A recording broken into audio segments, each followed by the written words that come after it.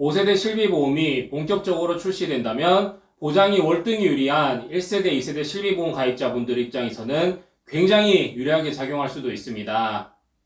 따라서 5세대 실비보험 출시 전에 성급하게 4세대 실비보험으로 전환하시면 절대 안 됩니다.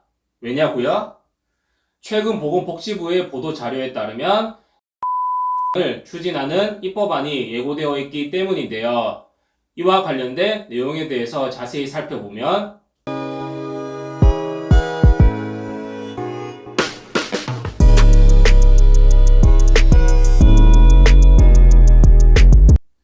반갑습니다. 보험라이프 김팀장입니다. 오늘 제가 여러분들께 알려드릴 보험 정보는 실손의료비 보험 및 일부 비급여 진료의 개정과 관련된 정보입니다. 최근에 실비보험 개정과 관련된 뉴스가 쏟아져 나오고 있는데 어떠한 내용을 담고 있는지 자세히 알려드리는 시간을 갖도록 하겠습니다. 궁금하신 분들은 영상 끝까지 시청해 주시고요. 시청하시기 전에 구독, 좋아요 버튼 한 번씩 눌러주시면 영상을 제작하는데 아주 큰 힘이 됩니다. 본 광고는 광고 심의 기준을 준수하였으며 유효기간은 10일로부터 1년입니다. 최근 의료개혁 특별위원회에서 향후 5세대 실비보험이 어떠한 형태로 바뀌게 되는지 실비보험 개정안을 발표했습니다. 국민건강보험과 함께 많은 분들의 의료비 부담을 덜어주고 있는 실비보험은 출시 이후 손해율 상승과 비급여 과잉 진료 등의 문제로 인해서 계속적으로 보장이 축소되어 왔습니다. 이번에 발표된 5세대 실비보험 개정안은 기존 1세대 실비보험에서 2세대 실비보험, 2세대 실비보험에서 3세대 실비보험, 3세대 실비보험에서 4세대 실비보험으로 개정이 될 때와는 차원이 다른 보장 내용 변경안을 담고 있습니다. 소비자분들 입장에서는 이 내용을 미리 숙지하고 대비를 해둘 필요가 있겠습니다.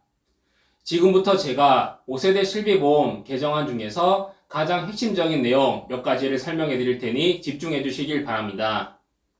5세대 실비보험 개정 핵심 내용 첫 번째는 비중증 질환에 대한 보장이 대폭 축소된다는 점입니다.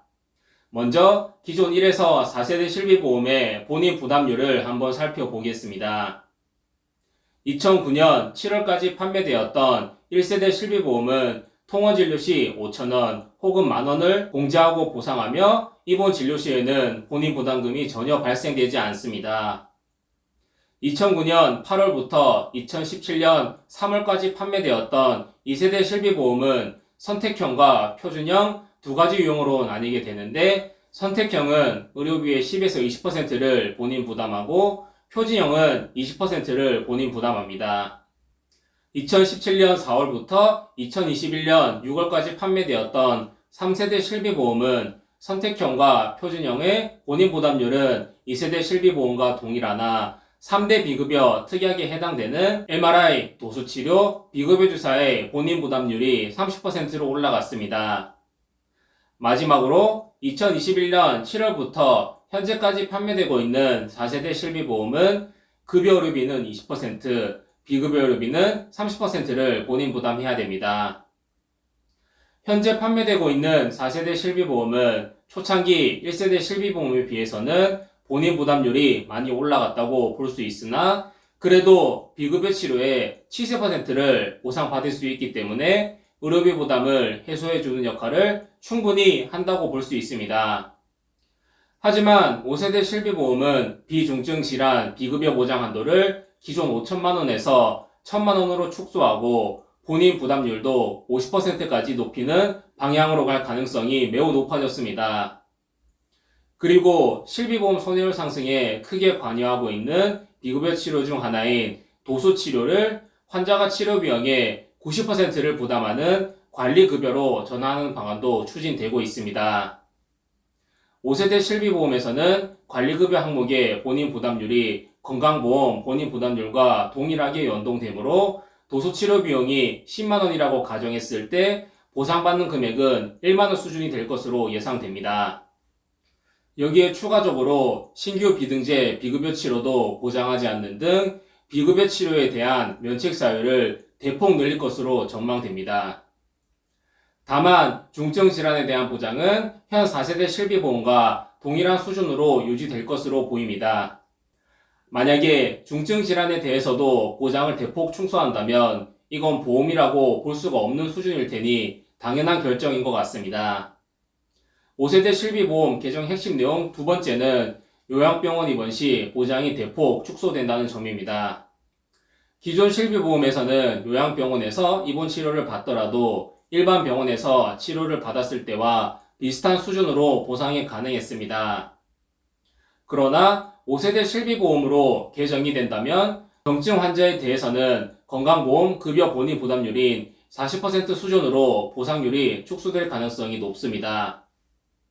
선택입원군은 의료 최고도, 고도, 중도, 경도 등으로 분류되지 않는 환자군을 말하는데 여기서 중요한 점은 암 환자분들도 선택입원군에 포함이 된다는 점입니다.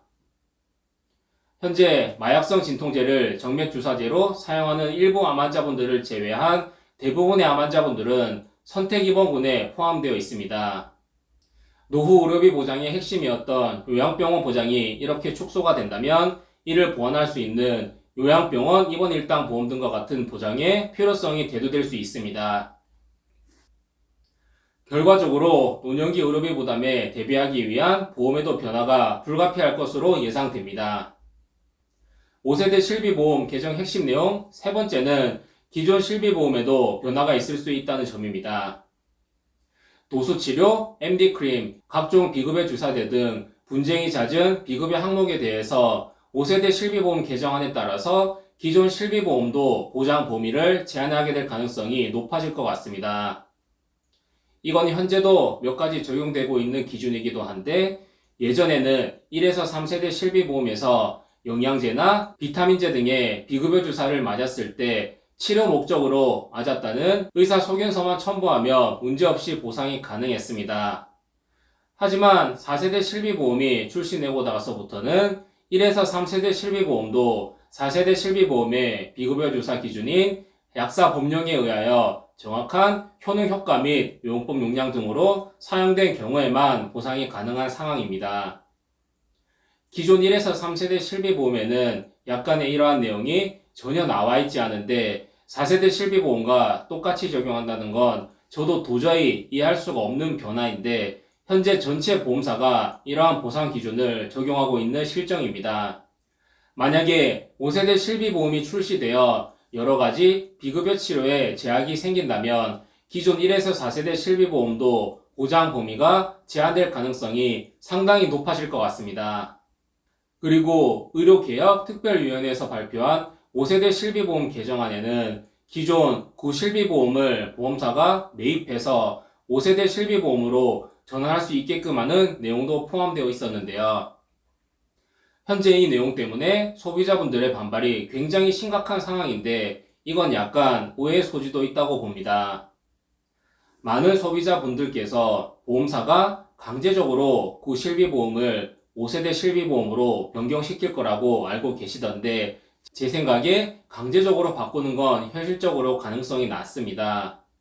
초창기 실비보험이라고 할 수 있는 1, 2세대 실비보험은 계약자분들이 보험료를 최소 10년에서 길게는 20년 이상 납입하신 분들도 계실 텐데 보험사가 이분들에게 그동안 납입했던 보험료를 다 환급해주지 않는 이상 강제적으로 5세대 실비보험으로 변경시키는 건 쉽지 않습니다.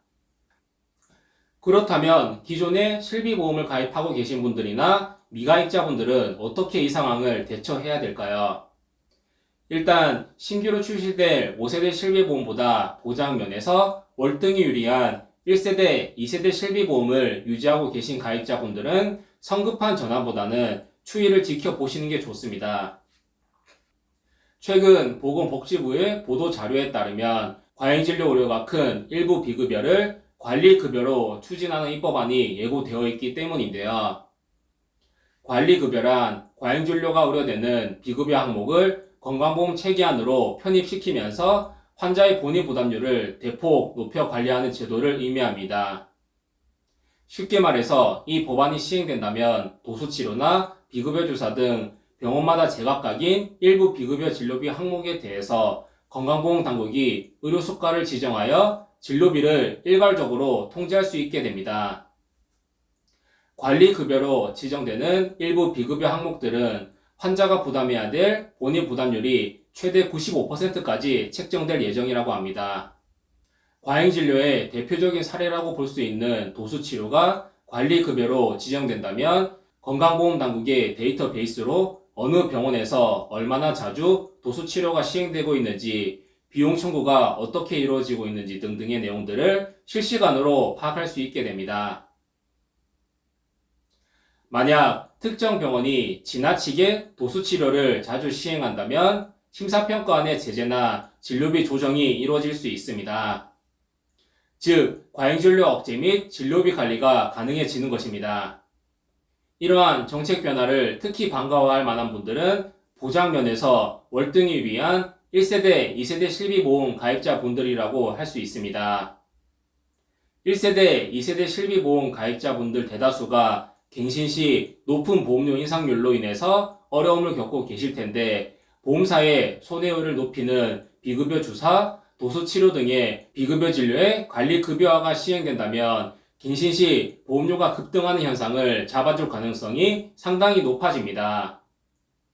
비급여 항목의 관리급여 전환으로 진료비가 내려가고 진료 횟수가 줄어들면 당연히 보험사가 가입자에게 지급해야 될 보험금이 감소하게 됩니다.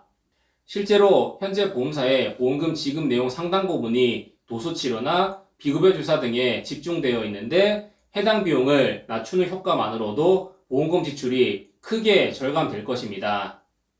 현재와 같이 단지 갱신 시 보험료만을 올려 손해율을 낮추려고 하는 것은 선량한 가입자분들께 피해가 고스란히 전가가 되는 방식이지만, 관리급여 정책은 가입자와 보험사 서로에게 타협점을 제시할 수 있는 구조적인 해법이라고 볼 수 있겠습니다.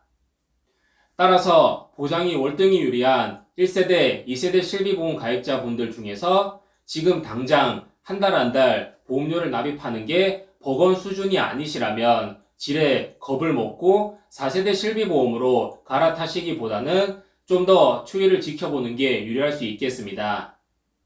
정책이 시행되고 난 후에 곧바로 효과가 나타나지는 않을 것 같고, 최소 1, 2년간의 데이터 축적이 되고 나서 본격적인 효과가 나타나게 될 텐데, 1, 2년 후에도 별다른 보험료 안정화 효과가 보이지 않는다면 그때 갈아타셔도 전혀 늦지 않습니다.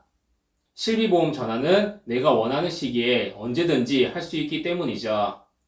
그런데 만약에 상당한 보험료 안정화 효과가 나타나게 된다면 기존 실비보험을 유지했던 결정이 최고의 선택으로 다가올 수 있을 것입니다. 한 가지 아쉬운 점은 2013년 4월 이후에 판매된 실비보험들은 재가입 주기가 존재하기 때문에 나중에 재가입 주기가 도래된다면 나의 의사와 관계없이 자동적으로 그 시점에 판매가 되고 있는 실비보험으로 전환이 된다는 점입니다. 즉, 2013년 4월 이후에 실비보험을 가입하셨다면 지금 당장은 전환을 하지 않고 기존 실비보험을 유지하시더라도 계약일 이후 15년 혹은 5년 뒤에는 자동적으로 그 시점에 판매되고 있는 실비보험으로 전환이 된다는 것이죠. 이게 가입자분들 입장에서 상당히 아쉬운 점이긴 한데, 그래도 몇 년이라도 예전 실비보험의 고보장을 누리고 싶으시다면 재가입 주기가 도래될 때까지 유지를 하시는 것이 유리하겠습니다. 자, 이렇게 5세대 실비보험 개정안과 일부 비급여 진료의 관리급여화 정책에 대해서 자세히 한번 살펴봤습니다. 앞서 설명드렸던 내용들에 대해서 확인하셨다시피 5세대 실비보험이 출시된다면 중증질환에 해당되지 않는 경증질환이나 국민건강보험을 적용받지 못하는 비급여 치료에 대해서는 보장이 대폭 축소될 전망입니다. 따라서 실비보험과 달리 보장 내용 변경 없이 비갱신용으로 가입 가능한 종합보험의 필요성이 더더욱 대두될 것으로 보여지고, 종합보험 가입 시 특약을 어떻게 구성할 것인지에 대해서도 한층 심도 있는 고민이 필요해졌습니다. 제 개인적인 생각으로 5세대 실비보험이 출시되더라도 종합보험의 주 베이스가 3대 질병 진단비라는 것은 변함이 없을 것 같습니다. 3대 질병 진단비 선 구성 후 5세대 실비보험에서 보장이 축소될 항목들에 대해서 어떻게 대비를 할 것인지는 저와 같은 전문가와의 상담을 통해서 고민을 해결하시길 바라겠습니다. 그리고 구실손 가입자분들이라면 절대 섣불리 실손보험을 갈아타지 마시고 관리급여와 정책 시행 이후 보험료 인상 추이를 1, 2년 정도 지켜보고 나서 결정하시길 바라겠습니다. 오늘 설명드린 내용들에 대해서 더 궁금하신 점이 있으시거나 저에게 보험 상담을 한번 받아보고 싶으신 분들은 언제든지 편하게 상단이나 댓글란에 나와 있는 연락처로 편하게 연락 주시길 바랍니다. 최선의 마음으로 최고의 컨설팅을 약속드리겠습니다. 영상이 도움이 되셨다면 구독, 좋아요, 알림 설정까지 꼭 부탁드리겠습니다. 지금까지 보험라이프 김팀장이었습니다. 감사합니다. 본 광고는 광고 심의 기준을 준수하였으며 유효기간은 10일로부터 1년입니다.